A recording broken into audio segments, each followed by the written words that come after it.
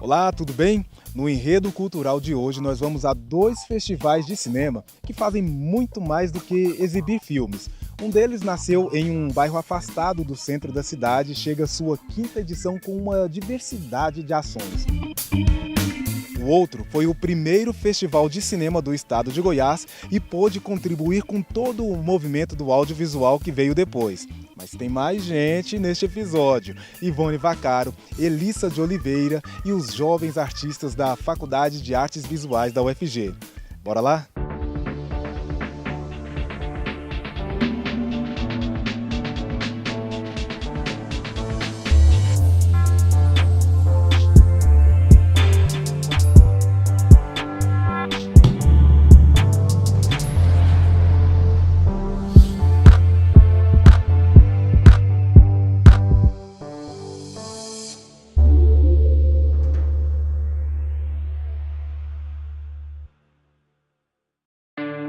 Quem pensa que cinema fantástico é apenas a produção de filmes de ficção científica, terror ou de um universo imaginário, se engana. A Mostra Crash chega à sua 11ª edição com muitas novidades e mostra que o cinema de gênero pode ser muito mais do que isso.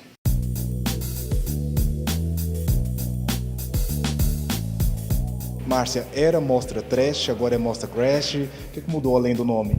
Na verdade, a mudança ela vem passando nas últimas 3 edições por uma reformulação. O festival não era internacional, agora é. Tem uma pegada de cinema fantástico, que na verdade sempre teve, mas agora a gente resolveu investir e assumir essa cara do festival. A mostra ela tem mais do que exibição de filmes, né? Aliás, são muitos filmes. Sim, a Crash está com 75 filmes, entre eles 10 longas-metragens, né? E também várias exibições com debates, com realizadores que estão aqui, então, e lançamentos de livros. A ideia é exibir, debater e reunir, né, essa galera, esse circuito do cinema de gênero do Brasil que está movimentando hoje uma galera bem bacana. Tem oficina teórica, tem oficina prática, né, com o Rodrigo Aragão ensinando a fazer efeito especial. O Paulo Biscay está dando uma oficina agora, ensinando a fazer direção de atores para filme de gênero, né? Então, assim, a gente tenta sempre casar esse negócio, né? Cinema goiano, mostrar a produção nacional, botar os realizadores em contato, oferecer oficinas de capacitação. Qual é o espaço do cinema fantástico no Brasil e também no mundo? Olha só, a gente, como a gente realiza essa mostra já há vários anos, né? Essa é a 10ª edição, assim, a gente é próximo desse tema, a gente acha que nós estamos assim, em uma espécie de um dos grandes, se não talvez o maior momento do cinema fantástico brasileiro sendo feito, né? Então a gente tem muitos longas sendo feitos, tem séries sendo feitas, né? Matheus, e a produção de um filme fantástico, ela parte de onde? Parte de vários lugares. De novo, como eu falei para você, acho que vem muito do sonho. Mas a produção do cinema fantástico, eu acho que ela é igual a de um filme normal. É um processo que, assim, não importa a quantidade de recursos que você tem. É literalmente, se você tem imaginação, é soltar a sua imaginação. Quando a gente fala de cinema fantástico, né, de cinema de filme de terror, ficção científica, fantasia, muitas vezes as pessoas acham que isso está num campo do imaginário só. Na verdade, terror, ficção científica, fantasia, eles são, o cinema de gênero como um todo, ele é uma espécie de um filtro para pensar os problemas atuais através de metáforas cinematográficas. É um cinema muito mais político, talvez, do que de entretenimento. Com certeza, assim, uma coisa não está dissociada da outra, né? Mas quem achar que é só entretenimento, não está entendendo, né, o que está se passando assim. Na verdade, é um cinema político, crítico, né, de reflexão, né?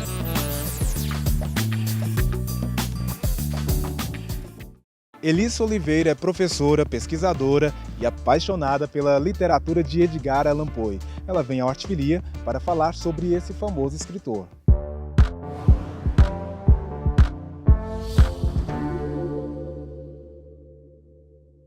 Olá, meu nome é Elissa, eu sou pesquisadora e professora de literatura e hoje nós vamos falar sobre Edgar Allan Poe.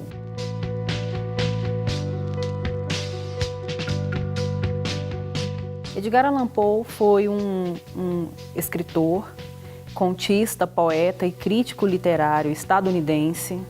Nasceu em 19 de janeiro de 1809 e foi um dos nomes mais importantes do romantismo nos Estados Unidos. O elemento mais evidente na obra do Edgar Allan Poe é a morte. A morte percorre quase toda a sua obra, né? Todas as suas obras, não só as narrativas. O poema mais conhecido do Edgar Allan Poe, que é o poema O Corvo, é um poema que gira em torno da morte de uma mulher amada. O eu lírico lamenta a perda dessa amada. E aí, num diálogo muito improvável, né, um diálogo muito surpreendente e coincidente, ele dialoga com o corvo acerca dessa morte. Contos mais famosos e mais importantes da carreira dele, que é O Gato Preto, é um conto que vai tratar também da morte, a morte que persegue, a morte acompanhada da loucura, né, acompanha a vida desse narrador. Então é muito recorrente na obra dele a morte. O gênero terror, tanto na literatura quanto no cinema, é um gênero meio deixado de lado, né? Ou ele é banalizado, ou ele é tratado de uma maneira pouco séria, que fica aquelas coisas, aquele tipo de filme, né? de narrativa meio ridícula, de apenas ficar explorando os estereótipos, né? E matar pessoas. O Edgar Allan Poe ele vai muito além disso, né? Ele inaugura um novo tipo de terror. Ele é importante no século XIX, em relação ao passado, e também no século XIX em relação ao que vem depois. Antes do Edgar Allan Poe, as narrativas de terror exploravam muito espaços abertos, cemitérios, castelos, grandes mansões. O terror estava do lado de fora. Eram os mortos, eram os fantasmas, eram os monstros, as criaturas que se metamorfoseavam. E aí o Edgar Allan Poe muda o lugar do terror. Ele transfere o terror para o lado de dentro. O terror está dentro do sujeito, está dentro do indivíduo. É a pessoa que é perigosa, não é uma alma penada. Nesse sentido, Edgar Allan Poe deu uma grande contribuição para o estudo do sujeito, né, da humanidade. Freud se valeu muito da leitura das obras do Edgar Allan Poe para formular algumas teorias da psicanálise. Ele deixa a sua contribuição para a modernidade, né? Quais são os reflexos da vida moderna no indivíduo, a loucura, o desejo de morrer. Esta obra que eu trouxe é uma biografia do Ricardo Araújo, Edgar Allan Poe, Um Homem em Sua Sombra.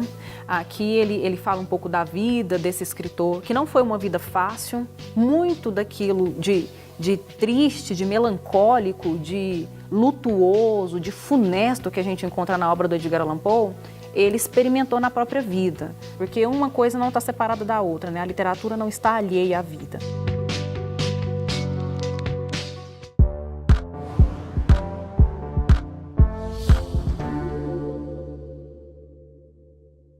Nós vamos agora para um rápido intervalo e no próximo bloco o Enredo vai mostrar um festival de cinema que começou na periferia e permanece na periferia, fazendo a diferença na comunidade.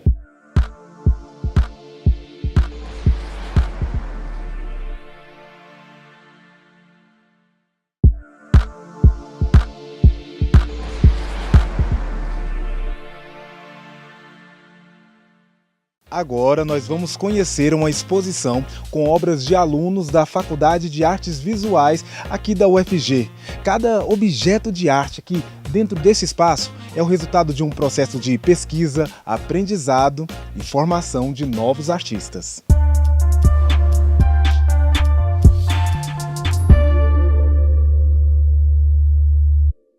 Meu nome é Manuela, eu sou coordenadora do curso Artes Visuais Bacharelado, sou professora do curso, né? E estamos aqui hoje na exposição Traversões para falar um pouco sobre o trabalho dos alunos, né? O objetivo dessa exposição é reunir o trabalho, né, dos jovens artistas, estudantes do curso Artes Visuais Bacharelado, que estão em processo de desenvolvimento das suas pesquisas no curso, né? Que seriam então as pesquisas de trabalho de conclusão de curso. A minha pesquisa em artes visuais é de cunho teórico-prática. Sendo assim, o processo prático foi a escrita e ilustração de um livro chamado Um Conto Sem Liberdade, e na parte prática eu também discuto o processo criativo da ilustração, tentando trazer a ilustração como algo que agregue valor narrativo à palavra. A minha obra é do gênero de fantasia, ela está voltada para o público infanto-juvenil e ela é extremamente relevante para o meu trajeto acadêmico porque foi graças à minha obsessão com a escrita dessa obra que eu entrei na Faculdade de Artes Visuais. Essa conexão da exposição que o pessoal do bacharelado está tendo agora aqui na galeria com os trabalhos de conclusão de curso foi muito bom para o nosso processo, porque a gente começou a pensar alguma coisa que refletisse realmente o que o nosso trabalho de conclusão de curso significava.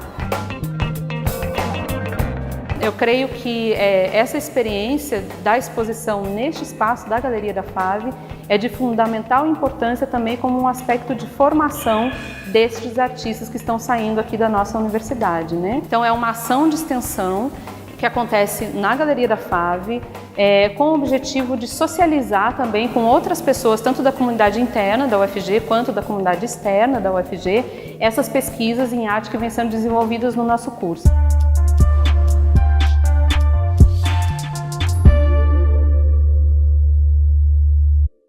No bairro Veracruz, bem distante do centro da cidade, no meio dessa década nasceu um festival de cinema. E depois de 5 edições, aquilo que era uma exibição de filmes, hoje agrega formação profissional, esporte, cultura hip hop, entre outras coisas.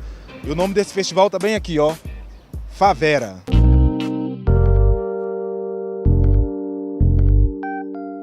Rafael, suas primeiras produções aconteceram aqui na região e foi isso que originou esse festival. Fala um pouquinho sobre essa história. Isso, a gente sempre realizou produções aqui, né, no bairro, só que a gente nunca tinha exibido esses filmes que a gente fazia para essas pessoas. Então a gente resolveu inicialmente fazer uma mostra, né, para passar os filmes que a gente fez para essas pessoas se verem, né, na tela. E aí surgiu a ideia de por que não ampliar isso e dar oportunidade para essas mesmas pessoas da comunidade terem acesso a produções de outros realizadores de outras periferias do Brasil. E assim surgiu o Favera enquanto festival. Ana Luísa, o que representa o Favera para você que mora aqui na região? Então, o Favera representa assim, uma oportunidade de inserção de pessoas que não estão no centro da cidade, que estão à margem da sociedade e muitas vezes não são incluídas. Esse festival é fundamental para formar pessoas que estão nesse lugar de fala, nesse lugar de vivência. O Favera começou então com a exibição de filmes, mas hoje ele tem outras atividades, né? Quais são essas atividades? Quem são as pessoas que participam delas? Sim, o Favera ele tem atividades relacionadas à capacitação audiovisual, já que essas pessoas estavam envolvidas, né, a gente trazer essa capacitação para essas pessoas. 2 meses antes do Favera acontecer, tinha um grupo, né, esses núcleos é uma parceria com a UEG, e aí esses alunos do curso de graduação vieram aqui para o Veracruz, para as escolas do Veracruz e ficaram 2 meses trabalhando com os alunos das escolas. Além desses núcleos de produção, a gente tem também Mostra Infanto-Juvenil, que são filmes direcionados para eles, apesar de que as crianças elas são muito presentes em todas as atividades. A coordenadora da escola até me falou, Rochelle, só deles estarem aqui comendo uma pipoca, tomando refrigerante e vendo essa telona já é muita coisa, porque muitos nem têm acesso ao cinema, nunca foram no cinema. Além de eles verem a produção deles. Exatamente. E essa produção que eles viram ontem na Mostra Infanto-Juvenil, na Mostra Escolar, foi muito, assim, foi incrível ver a reação deles, né? Se ver na tela. No próximo bloco a gente continua falando de Favera e ainda tem Ivone Vaccaro no Retrato Cultural. Rapidinho eu volto, hein?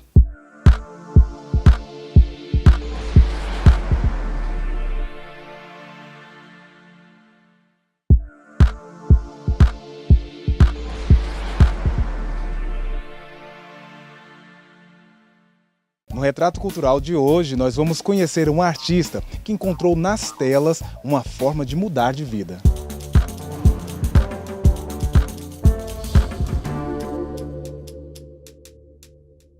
Eu me chamo Ivone Vaccaro, sou artista plástica e vou falar para vocês hoje um pouquinho da minha trajetória de vida.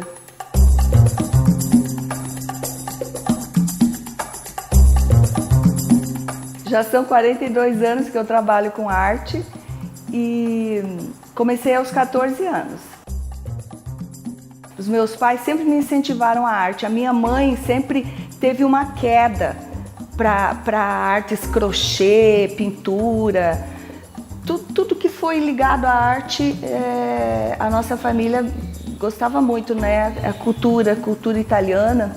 Então eu fui entrando na arte assim, devagar, e fui aprendendo pintura em tecido também, além do desenho, sempre praticando. A pintura, ela te envolve de uma maneira tão grande que você vai querendo aprender tudo. Eu pintei mural também, esses murais. Hoje a gente chama grafite, mas na minha época era mural.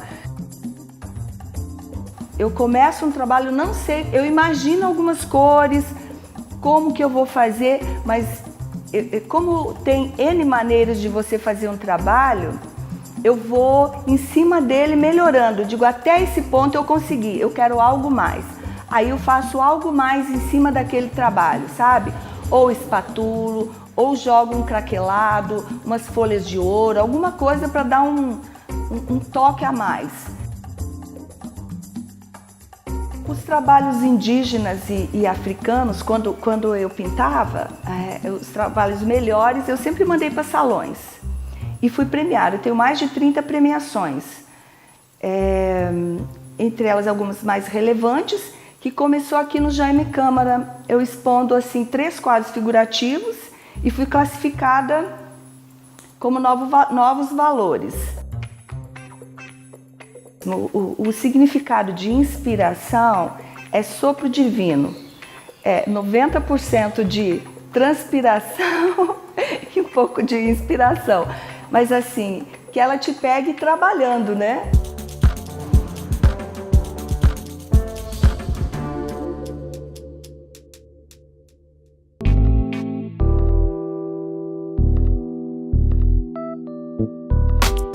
Continua a nossa conversa aqui com a Rochelle, falando sobre o Favera. Rochelle, você me disse que essa já é a 5ª edição, em 2018, do festival. Você já percebe que existem outras ações que surgiram a partir dessa iniciativa, mas que não é exatamente organizada por vocês? Sim, com certeza. A gente percebe assim, uma movimentação no bairro. Assim, por exemplo, a gente tem batalha de rimas no Favera e a gente vê o Favera sendo citado de alguma forma, alguma ação, alguma coisa que aconteceu aqui, presente nesses eventos. O que você enxerga assim, de aprendizado e de desafio ainda que vocês precisam superar? É sobretudo a questão da organização, né? De como organizar as pessoas para se mobilizarem diante do festival. No início elas achavam que o festival de cinema era para quem faz cinema. Elas não sabiam que eram para elas. Agora a gente já meio que popularizou a comunicação, né? A gente sempre faz essa reflexão da primeira edição para essa agora. Então, assim, a gente percebe esse crescimento. Nós estamos aprendendo, né, como fazer um festival, mas é um festival totalmente diferente. Você acha que o festival ele trouxe alguma coisa aqui para a região, além de exibir filmes e promover algumas ações de cultura e arte? Com certeza. Eu acho que o primeiro é aquele sentimento de bairrismo, né? Porque o Veracruz até então ele era lembrado nos jornais, na mídia, por coisas negativas, né? Hoje a gente tem um movimento cultural pulsante aqui. Você não é aqui da região, mas o que te motiva a vir para cá para poder ajudar nesse festival, trabalhar nesse festival?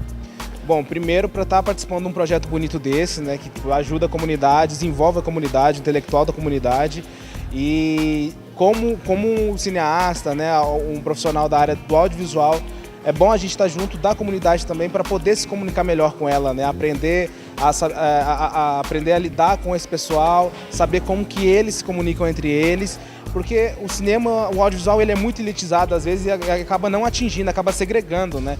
Então é importante a gente estar junto, conviver, viver essa experiência para poder, nas nossas criações ou em nossos futuros projetos, passar uma comunicação melhor, né? Não, apesar de não morarem aqui, se identificam muito com a forma que o Favera é feito, com as coisas que acontecem. Então, assim, cada vez mais um número maior de pessoas, tanto da comunidade, como outras pessoas que trabalham com audiovisual, outros realizadores.